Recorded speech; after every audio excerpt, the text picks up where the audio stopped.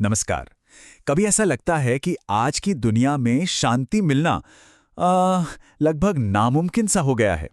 मतलब चारों तरफ बस चिंता है, तनाव है, भागदौड़ है। तो आज हम शास्त्रों में छिपे एक ऐसे शॉर्टकट पर बात करने वाले हैं जो खास तौर पर हमारे इस दौर यानी कलयुग के लिए ही बनाया गया है। ये पंक्तियां सच में दिल को छू जाती हैं, है ना? ये एक तरह से हमारी ही कहानी बता रही हैं कि हम कलयुग में हैं, जिसे चारों युगों में सबसे मुश्किल माना गया है।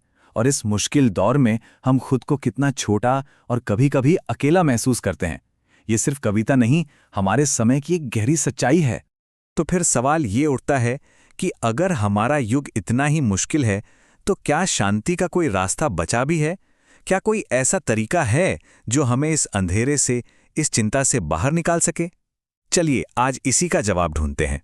तो सबसे पहले ये समझना जरूरी है कि आखिर शास्त्रों में कलयुग को चिंता का युग कहा ही क्यों गया है। मतलब इसमें ऐसा क्या है जो इसे बाकी युगों से इतना अलग और इतना मुश्किल बना देता है। जरा कल्पना कीजिए, एक घनी अंधेरी रात है और आप एक ऐसे पेड़ के नीचे खड़े हैं जिसकी ना तो कोई छांव है और ना ही उस पर कोई फल लगा है। कलयुग को कुछ ऐसा ही बताया गया है। एक ऐसा समय जहां धर्म की छांव और ज्ञान का फल मिलना बहुत ही मुश्किल हो गया है। और देखिए, शास्त्र इस युग के मन की स्थिति को कैसे बताते हैं।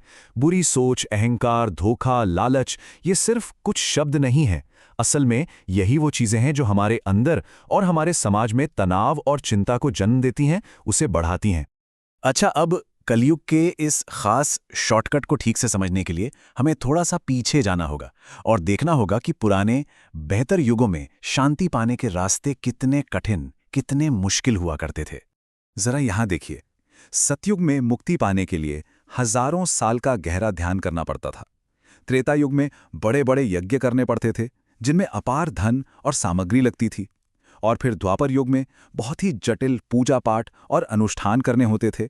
अब खुद सोचिए, आज की इस भाग दौड़ भरी जिंदगी में क्या ये सब कर पाना संभव है? नहीं, बिल्कुल नहीं। तो अगर वो पुराने मुश्किल रास्ते अब हमारे लिए नहीं है, तो फिर हमारे लिए क्या है?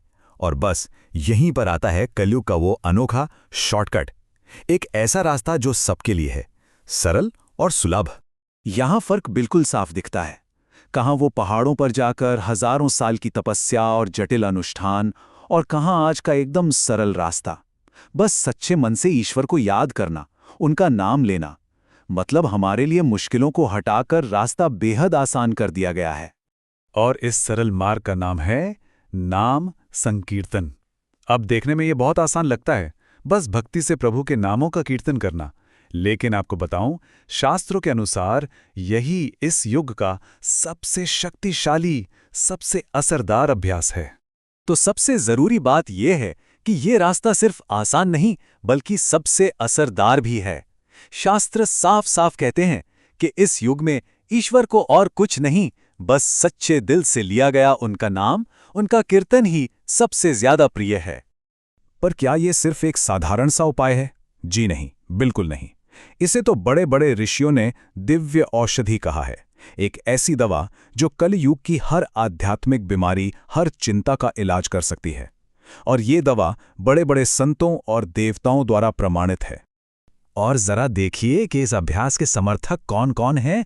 स्वयं भगवान शिव, देवर्षि नारद, शुकदेव मुनि, सनकादिक ऋषि। मतलब जब इतने बड़े बड़े ज्ञानी और देवता इसकी महिमा गाते हैं तो हम समझ सकते हैं कि ये कोई साधारण उपाय तो बिल्कुल नहीं है। सोचकर देखिए, नाम में कितनी शक्ति होगी कि स्वयं देवों के देव महादेव भगवान शिव इसे दिव्य अमृत के समान मानते हैं। वो इसके इतने दीवाने हैं कि इसकी पवित्र भस्म को चंदन की तरह अपने पूरे शरीर पर लगाते हैं। और फिर देवर्षि नारद को देखिए, उनकी वीणा से हमेशा नारायण नारायण की ही ध्वनि निकलती है। उन्होंने तो नाम जप को ही अपना जीवन बना लिया है। वो तो जैसे नाम की शक्ति का एक चलता फिरता प्रमाण है। तो चलिए अब इस प्राचीन ज्ञान को हमारी आज की जिंदगी से जोड़ते हैं। ये नाम जप, ये संकीर्तन हमारी आज की एंग्जाइटी, स्ट्रेस और डर के लिए एक ढाल, एक शील्ड कैसे बन सकता है? शास्त्र इसके 3 सीधे सीधे फायदे बताते हैं। पहला, ये हमें हर तरह की चिंता और शोक से मुक्त करता है। दूसरा, ये हमें अकाल मृत्यु के भय से बचाता है। और तीसरा, ये हमें परम आनंद का अनुभव कराता है, एक ऐसी खुशी जो दुनिया की किसी भी चीज में नहीं मिल सकती।